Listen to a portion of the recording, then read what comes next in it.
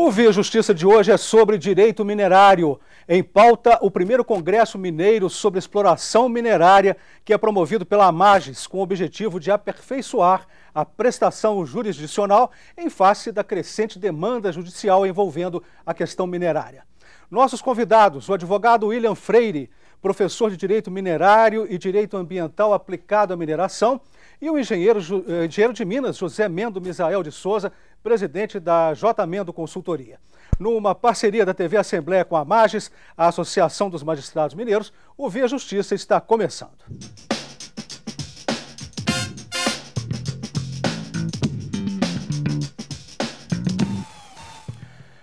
O Congresso sobre Exploração Minerária em Belo Horizonte faz parte das comemorações dos 60 anos da AMAGES. Vamos dar mais informações sobre os nossos convidados. O Dr. William Freire é autor de vários livros sobre o tema e é professor em vários cursos de pós-graduação sobre Direito Minerário e Direito Ambiental aplicado à mineração. E o Dr. José Mendo Misael de Souza participou da direção do IBRAM, o Instituto Brasileiro de Mineração, durante cerca de 30 anos. E é com essa experiência toda que eu pergunto para o senhor, Dr. Mendo, a mineração em Minas Gerais vive um momento de crise grave. Quais as causas e qual é o tamanho dessa crise? Na realidade, a dimensão da crise ela tem a ver com a dimensão do próprio crescimento da produção minerária. Em Minas Gerais, continuamos líderes brasileiros em termos de produção mineral e com o crescimento das tonelagens produzidas e, consequentemente, envolvimento humano e social, com a queda do preço do minério de ferro, que é o nosso carro-chefe, teve um impacto expressivo à medida que, quando o preço cresceu, como cresceu a partir dos anos 2006, 2003, 2004, por aí, o que acontece? Acontece que você tem minas que, pelo teor, ou pela localização, ou pela infraestrutura, tornam-se viáveis à luz do mercado. Então, você cresce a oferta. Quando você reduz o preço, então você tem que ver aquelas que têm uma logística e um custo operacional que permita atendê-lo. Então nós estamos com um desafio? Estamos. Mas aí eu sempre lembro que a palavra crise, que é muito utilizada hoje, em chinês, o ideograma da palavra crise é risco e oportunidade. Vamos ficar atentos às oportunidades. Doutor William, como dimensionar a crescente demanda judicial envolvendo a questão minerária? Quais são as principais demandas? Eu gostaria de iniciar a resposta dizendo que, à medida que o segmento avança, se aprimora, a demanda pelos bens minerais também é crescente, a necessidade de um aperfeiçoamento do regime jurídico da mineração, o regime legal da mineração. E isso não acompanhou. E quanto mais defasada a legislação em relação à realidade do setor, maior tendência à judicialização. Essa é uma das razões que hoje tanto se fala da necessidade da atualização do regime jurídico da mineração. Doutor Mendo, é a pior crise de todos os tempos? Quais as perspectivas futuras e o que fazer para conter essa crise? Na realidade, essa crise tem características próprias. Como cada crise tem sua característica própria. Eu diria que ela hoje, tendo em vista a globalização e a dimensão da produção mineral, inclusive a brasileira, ela tem uma característica realmente desafiadora, sem sombra de dúvida. Agora, o que é importante nós no Brasil é lembrarmos que isso tem muito a ver com o mercado internacional, a partir do caso do minério de ferro. Mas nós temos um exemplo extraordinário em Minas do nióbio, que é um bem mineral que o mercado foi criado pela ação da Companhia Brasileira de Metalurgia e Mineração e que hoje é crescente e embute uma grande dose de tecnologia. Então nós temos que perceber esses diferentes aspectos.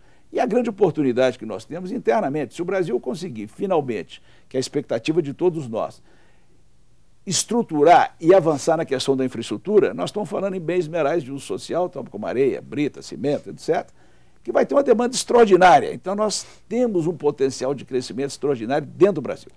Doutor William, quais são os reflexos econômicos, ambientais e sociais da mineração em Minas Gerais hoje?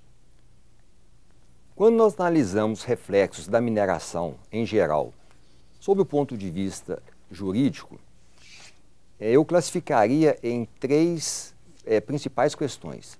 Primeiro, uma relação do minerador com a União. Segundo, uma relação do minerador com a sociedade. e o terceiro, a relação do minerador com a questão ambiental.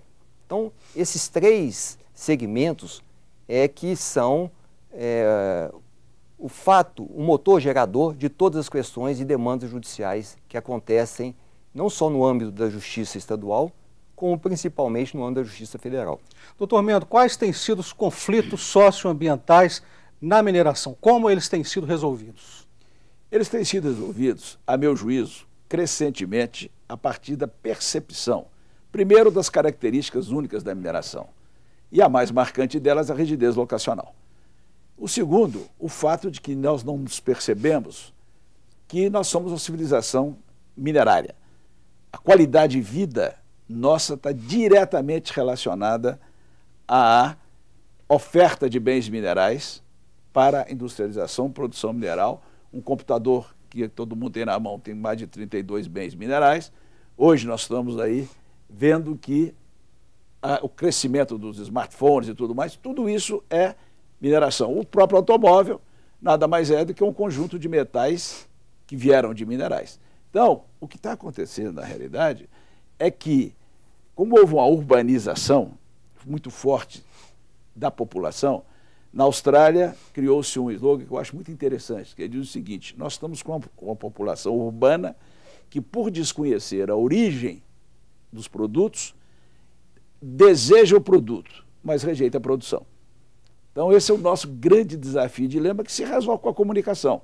Daí a importância de estarmos aqui, nesse momento, na TV Justiça, discutindo esse assunto que dá uma visão mais ampla para todos nós. Como que tem sido feita a mediação, doutor William, dos conflitos ambientais e dos direitos superficiários? Como é hoje essa relação com os superficiários? Em relação à questão do direito minerário em geral, e especificamente em relação à relação com o superficiário, eu gostaria de dizer o seguinte: o regime jurídico da mineração brasileira, de maneira geral, está alinhado com o que existe de melhor nos grandes países mineradores. Nós podemos citar Austrália, Canadá, Chile, Peru, vai ficar por aí. Então, de maneira geral, a nossa legislação tem os mesmos princípios desses países. Em relação ao aspecto jurídico entre minerador e superficiário, eu diria que a nossa legislação é até mais avançada do que outros países. Avançada do que muitos países e igual a muitos países mineradores. Por quê? Nós, como outros países como Chile, alguns estados dos Estados Unidos, Austrália, reconhece a mineração como atividade de utilidade pública.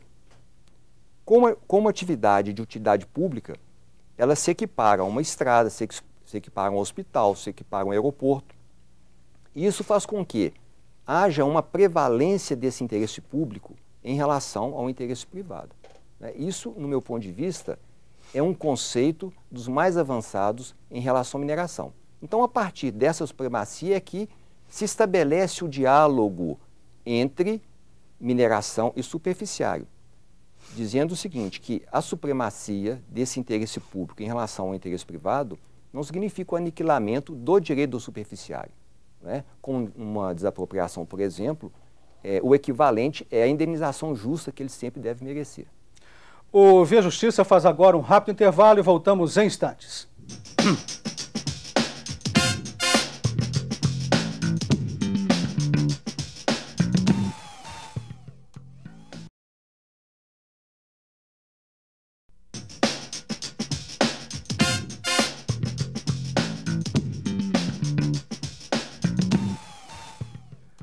O Via Justiça e o primeiro Congresso Mineiro sobre Exploração Minerária, que é promovido pela Amages, com o objetivo de aperfeiçoar a prestação jurisdicional em face da crescente demanda judicial envolvendo a questão minerária. Participam do programa o advogado William Freire, professor de Direito Minerário e Direito Ambiental aplicado à mineração e autor de vários livros sobre o tema, e o engenheiro de Minas, José Mendo Misael de Souza, presidente da J. Mendo Consultoria. Também ex-dirigente do IBRAM durante quase 30 anos, né doutor Mendo? Instituto Brasileiro de Mineração. E eu Pergunto para o senhor o que dizer sobre o marco regulatório da mineração no Brasil. Eu vou dar uma visão econômica, política mineral e da visão do empreendedor.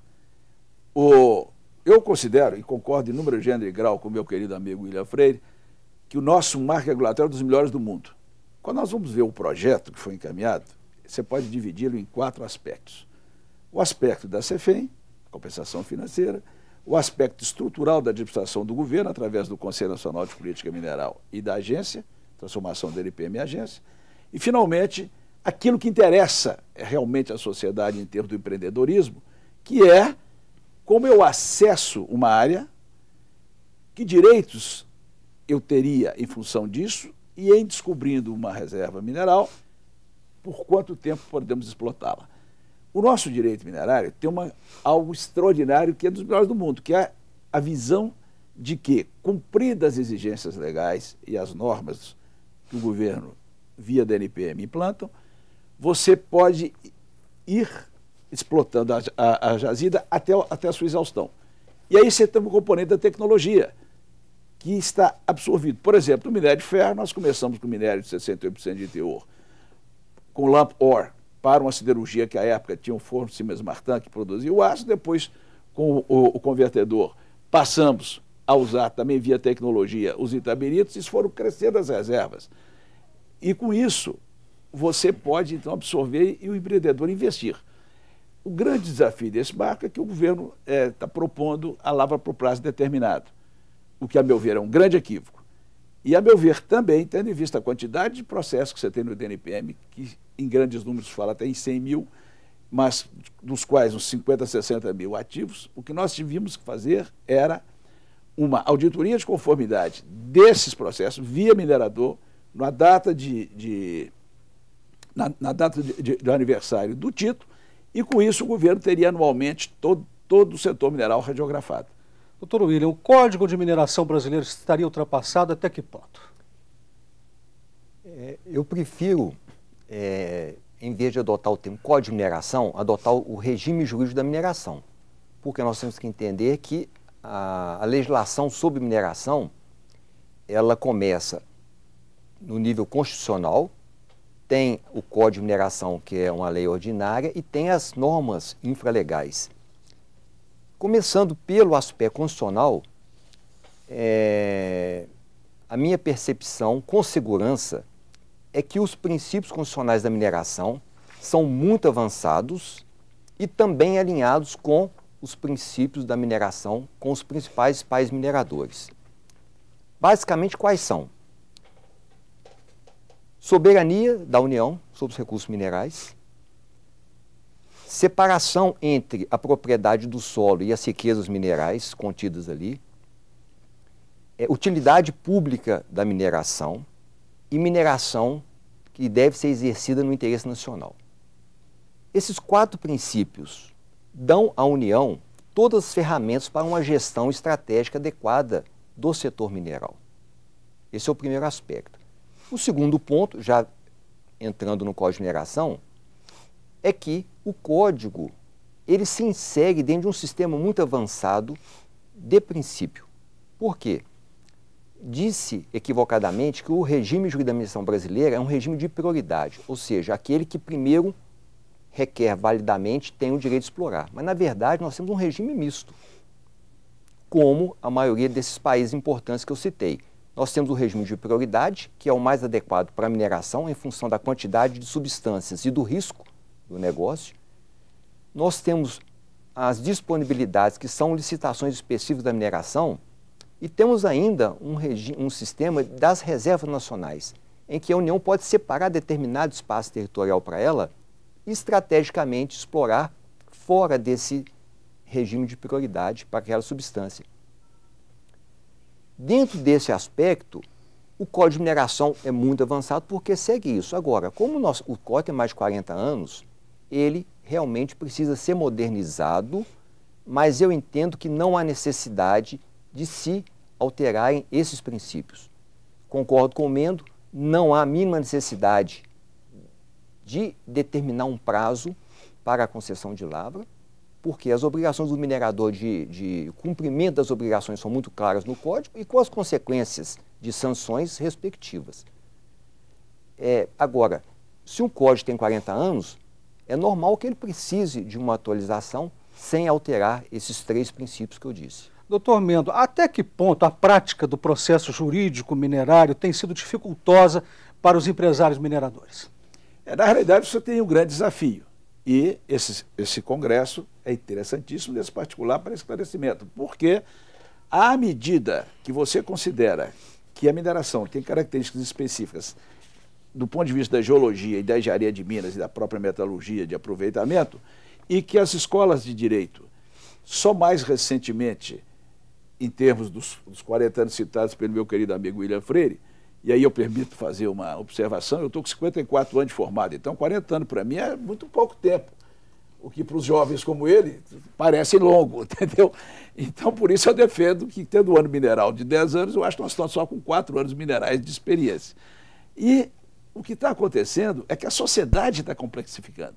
Você vê que essa jurisdição para discussão judicial, ela está ampla. A judicialização da judicialização, obrigado, porque não sendo a terminologia técnica é importante. A judicialização, então, ela não é só da questão minerária. Isso é uma maneira que nós, enquanto sociedade relativamente jovem, estamos nos tentando, na negociação, regular o fato social. Então eu vejo isso como um dado natural. Agora, é evidente que como nós temos aí entra o grande desafio, que é a prestação rápida da tomada de decisão, você pode ter um prazo muito longo, que aí a cenário internacional modifica e a própria atração de investimentos para a mineração fica prejudicada. O Via Justiça faz mais um intervalo e voltamos em seguida com o bloco final do programa.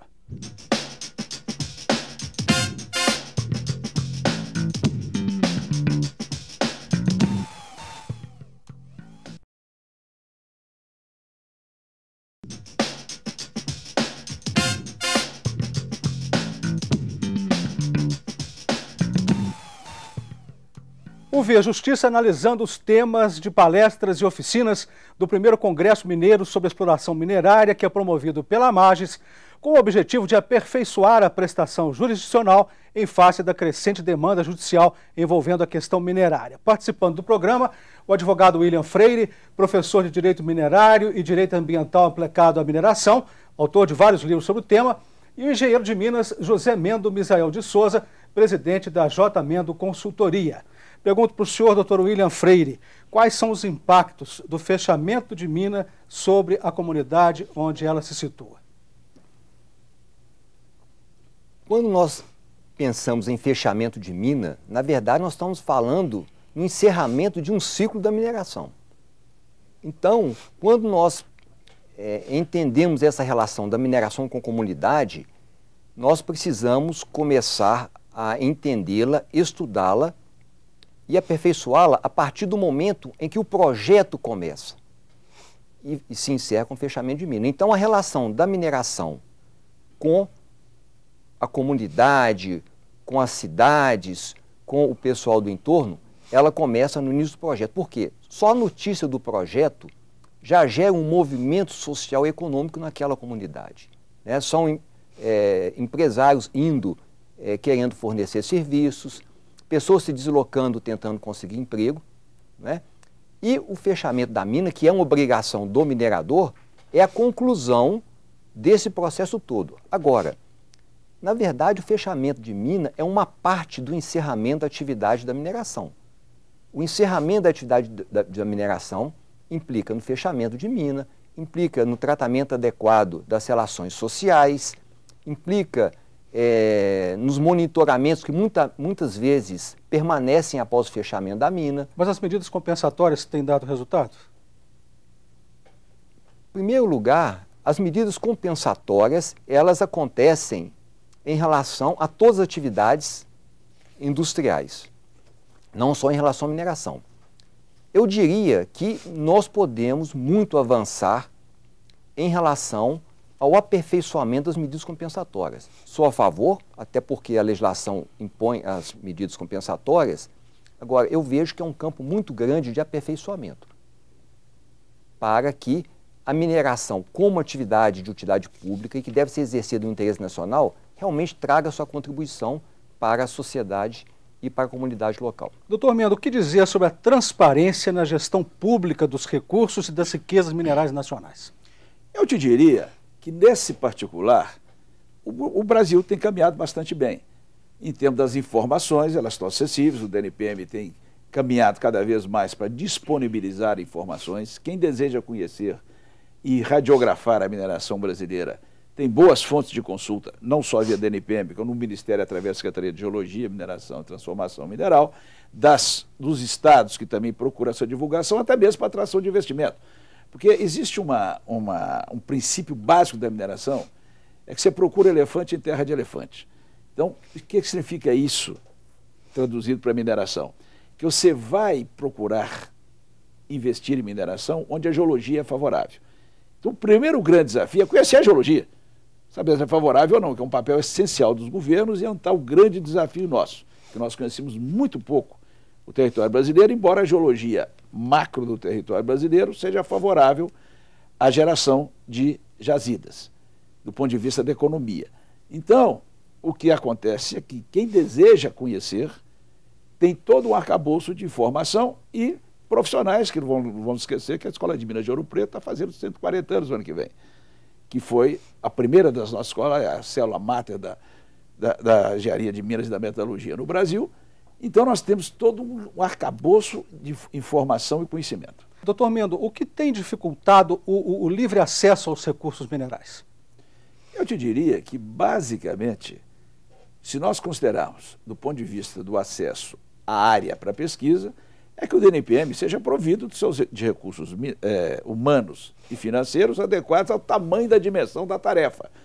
Porque nós estamos no mundo mineral, como nós já falamos. Então, é essencial que haja uma prioridade para que o órgão do governo, gestor, tenha condições de gerir. Então, essa é a grande dificuldade. A segunda é o fato de que eu acabei de relacionar um pouco, de nós conhecermos as informações básicas da geologia, ou seja, um apoio ao Serviço Geológico Nacional, Geológico do Brasil, a CPRM. E o terceiro, que é o mais importante deles todos, evidentemente, é um clima favorável de investimentos no qual a segurança jurídica desempenha um papel fundamental. Mas o senhor acha, doutor Mendo, que a mineração no Brasil está se desenvolvendo adequadamente no interesse nacional? Eu não tenho a menor dúvida quanto a isso. Por dois aspectos. Você mensura isso pelo mercado, pela satisfação do mercado com a qualidade dos produtos, por aquilo que ele levantou muitíssimo bem, a correlação da sociedade e os parâmetros mundiais. A mineração, no mundo inteiro, tem sido percebida como uma atividade de impacto ambiental. Consequentemente, tem sido muito foco de debates, discussões e de normatizações. Consequentemente, eu te diria que nós estamos na fronteira da mineração, que estão mais à frente na questão ambiental. Os impactos visuais da mineração, que muitas vezes são confundidos com uma degradação, quando na realidade é impacto e não degradação.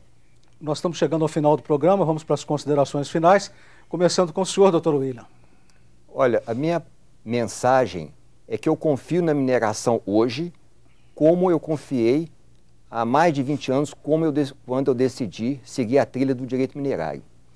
E digo que o boom da mineração, os benefícios econômicos e sociais ainda estão por vir. Fizemos muito, mas temos um caminho muito interessante pela frente. Considerações finais do senhor, doutor Mendo? Cumprimentos a mais e essa divulgação, que eu achei essencial para a mineração. E uma vez eu escrevi um artigo, publicado até no livro de Direito com meu filho, Marcelo Mendo Gomes de Souza, que eu chamei de mineração simples na aparência e complexa na essência. Assim como é mineração, uma produção de areia de pequeno porte, a mineração carajás com milhões de toneladas ano, dezenas de milhões. Então, essa complexidade, ela tem que ser percebida e ela é essencial à sociedade. Nós somos uma civilização de base mineral. Sem ela, não temos qualidade de vida. Muito obrigado aos senhores pelas participações. O Via Justiça de hoje termina aqui. Este programa é uma parceria da TV Assembleia com a Mages, Associação dos Magistrados Mineiros. Até o nosso próximo encontro.